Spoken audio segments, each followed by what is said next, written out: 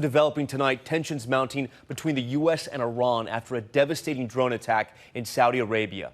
The coordinated drone strike hitting the world's largest oil processing facility. You can see the fire right there burning in the sky, knocking out roughly half of all of Saudi's oil production.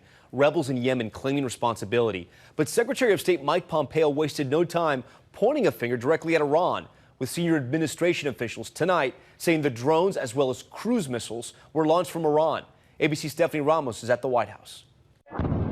Tonight, tensions escalating amid fears over the state of the global oil supply after that attack that's been called unprecedented.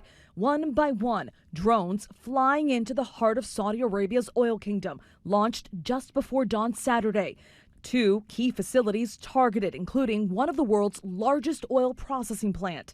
You could even see the thick plumes of smoke from space. Yemen's Houthi rebel group, backed by Iran, claiming responsibility, but the U.S. is blaming Iran itself. The president tweeting, "There is reason to believe that we know the culprit, are locked and loaded depending on verification, but are waiting to hear from the kingdom as to who they believe was the cause of this attack and under what terms we would proceed." A senior administration official telling ABC News not only did Iran use 20 drones, but also cruise missiles. These images showing what the facilities looked like before and after the attacks. This was a major escalation by the Iranians and their Houthi surrogates. They had attacked things like oil pipelines in the past, but this oil infrastructure is much more difficult to rebuild and will take more time. Iran denying they had anything to do with the attacks. Their foreign minister mocking Pompeo, saying the U.S., having failed at max pressure, is now turning to max deceit.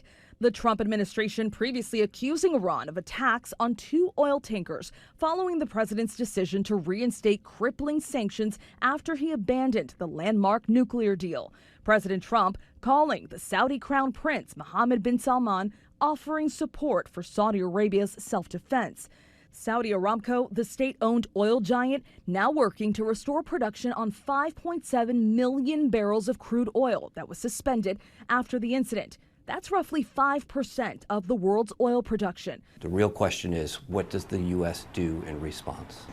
Oil prices have already started to rise as markets have just reopened. That Saudi oil company, they expect it'll take weeks before they're at full production capacity at those damaged facilities. And President Trump just tweeting a few moments ago that he has authorized the release of oil from the Strategic Petroleum Reserve if needed. Tom. Stephanie Ramos with those breaking developments tonight. Stephanie, thank you.